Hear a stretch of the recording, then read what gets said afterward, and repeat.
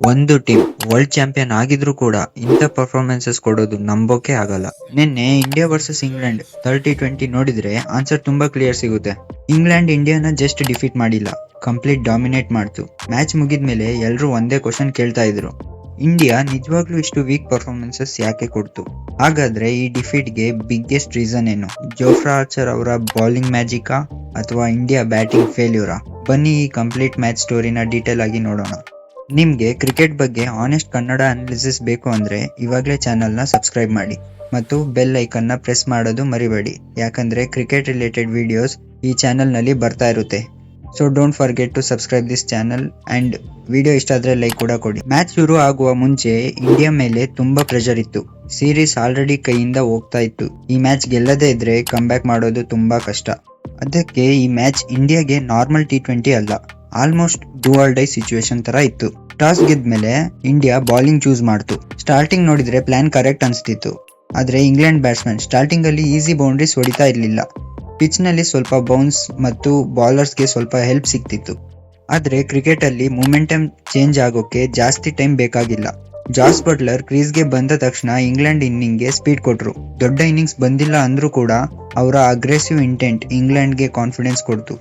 Buttler out ಆದ್ಮೇಲೆ Phil Salt ಬೇರೆ plan ಇಟ್ಕೊಂಡಿದ್ರು. ಸ್ಟಾರ್ಟಿಂಗ್ ಸ್ವಲ್ಪ ಸ್ಟ್ರಗಲ್ ಮಾಡಿದ್ರು, ಟೈಮಿಂಗ್ ಕೂಡ ಸಿಗ್ತಾ ಇರ್ಲಿಲ್ಲ.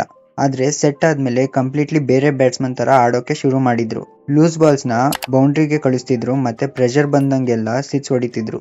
ಇಂಡಿಯಾ ಬೌಲರ್ಸ್ಗೆ ಸೆಟಲ್ ಆಗೋಕೆ ಚಾನ್ಸೇ ಕೊಡ್ಲಿಲ್ಲ. ಫಿಲ್ ಸಾಲ್ಟ್ ಅವರು ಇನ್ನಿಂಗ್ಸ್ ನ ಒಂದು ಎಂಡ್ ಇಂದ ಕಂಪ್ಲೀಟ್ ಆಗಿ ಕಂಟ್ರೋಲ್ ಮಾಡ್ತಿದ್ರು ಮತ್ತು ಇನ್ನಿಂಗ್ಸ್ ಕೊನೆಗೆ ಸ್ಯಾಮ್ ಕರನ್ ಬಂದು ಇಂಪಾರ್ಟೆಂಟ್ ಫಿನಿಶಿಂಗ್ ಟಚ್ ಕೊಟ್ರು.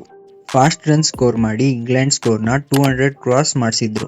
ಆ ಟೀಮ್ ನಲ್ಲಿ ಸ್ಕೋರ್ ಬೋರ್ಡ್ ನೋಡಿ ಮತ್ತೆ ಇಂಡಿಯಾದು ಬ್ಯಾಟಿಂಗ್ ಪವರ್ ನೋಡಿ ನಾವೆಲ್ಲ ಈಸಿ ಚೇಸ್ ಅನ್ಕೊಂಡಿದ್ವಿ ಇಂಡಿಯಾಗೆ, ಯಾಕಂದ್ರೆ 200 T20 ಕ್ರಿಕೆಟ್ ಅಲ್ಲಿ ಇವಾಗ ಇಂಪಾರ್ಟೆಂಟ್ ಸ್ಕೋರ್ ಅಲ್ಲ. ಆದ್ರೆ ಈ ಪಿಚ್ ಅಲ್ಲಿ ಈಸಿ ಚೇಸ್ ಅಂತೂ ಇರ್ಲಿಲ್ಲ. ಇಂಡಿಯಾಗೆ ಪವರ್ ಪ್ಲೇ ಅಲ್ಲಿ ಜಾಸ್ತಿ ರನ್ ಸ್ಕೋರ್ ಮಾಡಬೇಕಿತ್ತು, ಪಾರ್ಟ್ನರ್ಶಿಪ್ಸ್ ಬೇಕಿತ್ತು, ಅಗ್ರೆಸಿವ್ ಇಂಟೆಂಟ್ಸ್ ಬೇಕಿತ್ತು. ಆದ್ರೆ ಯಾರು ಕೂಡ ಇಮ್ಯಾಜಿನ್ ಮಾಡೋಕೆ ಆಗ್ಲಿಲ್ಲ ಇಂಡಿಯಾ 100 ರನ್ಸ್ ಕೂಡ ಟಚ್ ಮಾಡೋಕೆ ಆಗಲ್ಲ ಅಂತ. ಇಂಡಿಯಾದು ಬ್ಯಾಟಿಂಗ್ ಇನ್ನಿಂಗ್ ಸ್ಟಾರ್ಟ್ ಆದ್ಮೇಲೆ ಇಂಗ್ಲೆಂಡ್ ಬೌಲರ್ಸ್ ಅಟ್ಯಾಕ್ ಮೋಡ್ಗೆ ಬಂದಿದ್ರು ಅನ್ಸುತ್ತೆ. ಎಸ್ಪೆಷಲಿ ಜೋಫ್ರಾ ಆರ್ಚರ್ ಮತ್ತು ಜಾಸ್ ಟಂಗ್. ಇವರಿಬ್ರು ಇಂಡಿಯಾ ಬ್ಯಾಟಿಂಗ್ ನ ಲಿಟ್ರಲಿ ಶೇಕ್ ಮಾಡ್ಬಿಟ್ರು. ಇಂಡಿಯಾ ಬ್ಯಾಟ್ಸ್ಮನ್ಸ್ ಗಳಿಗೆ ಸೆಟಲ್ ಆಗೋಕೆ ಚಾನ್ಸೇ ಕೊಡ್ಲಿಲ್ಲ.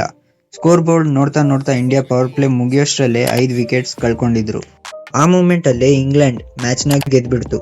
ನಿಜವಾಗ್ಲೂ ಹೇಳ್ಬೇಕಂದ್ರೆ ಕೆಲವು ವಿಕೆಟ್ಸ್ ಬೌಲರ್ಸ್ ನ ಬ್ರಿಲಿಯನ್ಸ್ ಇಂದ ಬಂತು, ಆದ್ರೆ ಕೆಲವು ವಿಕೆಟ್ಸ್ ಅಲ್ಲಿ ಲಕ್ ಕೂಡ ಇಂಗ್ಲೆಂಡ್ ಜೊತೆ ಇತ್ತು. T20 ಕ್ರಿಕೆಟ್ ನಲ್ಲಿ ಲಕ್ ಕೂಡ ತುಂಬಾ ಇಂಪಾರ್ಟೆಂಟ್. ಸಮ್ ಟೈಮ್ಸ್ ಸ್ಕಿಲ್ ಗಿಂತ ಲಕ್ ಮ್ಯಾಚ್ ನ ಡಿಸೈಡ್ ಮಾಡುತ್ತೆ.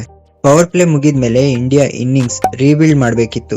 ಆದ್ರೆ ಪ್ರಾಬ್ಲಮ್ ಏನು ಅಂದ್ರೆ ವಿಕೆಟ್ಸ್ ಅಷ್ಟೊಂದು ಇರ್ಲಿಲ್ಲ ಮತ್ತು ಇನ್ನೊಂದು side required run rate continuously increase ಆಗ್ತಾ ಇತ್ತು ಮತ್ತು ಅದೇ ಪ್ರೆಷರ್ ಅಲ್ಲಿ ವಿಕೆಟ್ಸ್ ಕಂಟಿನ್ಯೂ ಆಗ್ತಾ ಹೋಯ್ತು.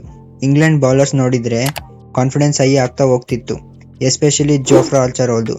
ಈ ಮ್ಯಾಚ್ ನಲ್ಲಿ ಅವರ ಬೌಲಿಂಗ್ ಕಂಪ್ಲೀಟ್ ವರ್ಲ್ಡ್ ಕ್ಲಾಸ್ ಆಗಿತ್ತು. ಸ್ಪೀಡ್ ಮಾತ್ರ ಅಲ್ಲ, ಲೈನ್, ಲೆಂತ್, ಕಂಟ್ರೋಲ್ ಎಲ್ಲವೂ ಪರ್ಫೆಕ್ಟ್ ಆಗಿತ್ತು. ವರ್ಲ್ಡ್ ಕ್ಲಾಸ್ ಬ್ಯಾಟ್ಸ್ಮನ್ಸ್ ಇರೋ team against world class bowler ಅಂದ್ರೆ ಡಿಫ್ರೆನ್ಸ್ ಏನು ಅಂತ ಆರ್ಚರ್ ಪ್ರೂವ್ ಮಾಡಿದ್ರು. ಅವರ ಸ್ಪೆಲ್ ಕಂಪ್ಲೀಟ್ ಮ್ಯಾಚ್ ನ ಇಂಗ್ಲೆಂಡ್ ಕಡೆ ಟಿಲ್ಟ್ ಮಾಡ್ತು. ಜಾಸ್ ಟಂಗ್ ಬಗ್ಗೆ ಕೂಡ ಮಾತಾಡ್ಬೇಕು. ಇವರು ಇವಾಗ ಆಡ್ತಾ ಇರೋ ಪ್ಲೇಯರ್, ಆದ್ರೆ ಎಕ್ಸ್ಪೀರಿಯನ್ಸ್ ಬೌಲರ್ ತರ ಬೌಲಿಂಗ್ ಮಾಡಿದ್ರು. ಇಂಪಾರ್ಟೆಂಟ್ ವಿಕೆಟ್ಸ್ ತಗೊಂಡ್ರು. England bowling unit complete team effort ತರ ಆಡ್ತಿತ್ತು. ಇಂಡಿಯಾದು ಬಿಗ್ಗೆಸ್ಟ್ ಮಿಸ್ಟೇಕ್ ಅಂದ್ರೆ ಅದು power play approach. Pitch difference ಇದ್ದಾಗ ಫಸ್ಟ್ ಅಬ್ಜೆಕ್ಟಿವ್ ವಿಕೆಟ್ಸ್ ಉಳಿಸ್ಕೊಂಡು ಆಡ್ಬೇಕಿತ್ತು. ಮತ್ತೆ ಲೂಸ್ ಬಾಲ್ಸ್ ನ ಪನಿಷ್ ಮಾಡಿದಿದ್ರೆ ಈ ಮ್ಯಾಚ್ ನ ರಿಸಲ್ಟ್ ಬೇರೆದೇ ಇರ್ತಿತ್ತು. ಮ್ಯಾಚ್ ಮುಗಿದ್ಮೇಲೆ ಶ್ರೇಯಸ್ ಅಯ್ಯರ್ ಕೂಡ ಇದನ್ನ ಓಪನ್ಲಿ ಅಕ್ಸೆಪ್ಟ್ ಮಾಡಿದ್ರು. ಕ್ಯಾಪ್ಟನ್ ಆಗಿ ಡಿಫೀಟ್ ನ ಅಕ್ಸೆಪ್ಟ್ ಮಾಡಿದ್ರು. ಪ್ಲೇಯರ್ಸ್ ಎಲ್ಲರೂ ಸೆಲ್ಫ್ ಅನಾಲಿಸಿಸ್ ಮಾಡ್ಬೇಕು ಅಂತ ಹೇಳಿದ್ರು. ಇದೇ ಒಳ್ಳೆ ಕ್ಯಾಪ್ಟನ್ ಕ್ವಾಲಿಟಿ. ಆದ್ರೆ ರಿಸಲ್ಟ್ ಕೂಡ ಬರ್ಬೇಕು. ಇಂಗ್ಲೆಂಡ್ ಕ್ಯಾಪ್ಟನ್ ಹ್ಯಾರಿ ಬ್ರೂಕ್ ಕೂಡ ಇಂಟ್ರೆಸ್ಟಿಂಗ್ ಪಾಯಿಂಟ್ ಹೇಳಿದ್ರು. ಗ್ರೌಂಡ್ ಕಂಡೀಷನ್ಸ್ಗೆ ಅಡ್ಜಸ್ಟ್ ಮಾಡಿದ್ವಿ, ಸಿಂಪಲ್ ಪ್ಲಾನ್ಸ್ ಇಟ್ಕೊಂಡಿದ್ವಿ, ಅದನ್ನ ಎಕ್ಸಿಕ್ಯೂಟ್ ಮಾಡಿದ್ವಿ ಅಷ್ಟೇ.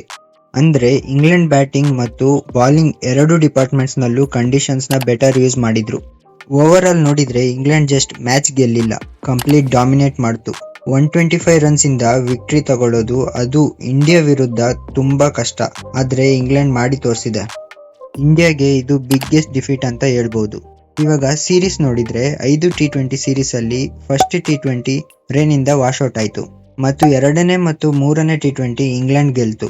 ಇವಾಗ ಉಳಿದಿರೋದು 4 ಮತ್ತೆ 5ನೇ T20 ಅಲ್ಲಿ ಇಂಡಿಯಾ ಗೆಲ್ಲೇಬೇಕಾದ ಸಿಚುವೇಶನ್ಸ್ ಬಂದಿದೆ.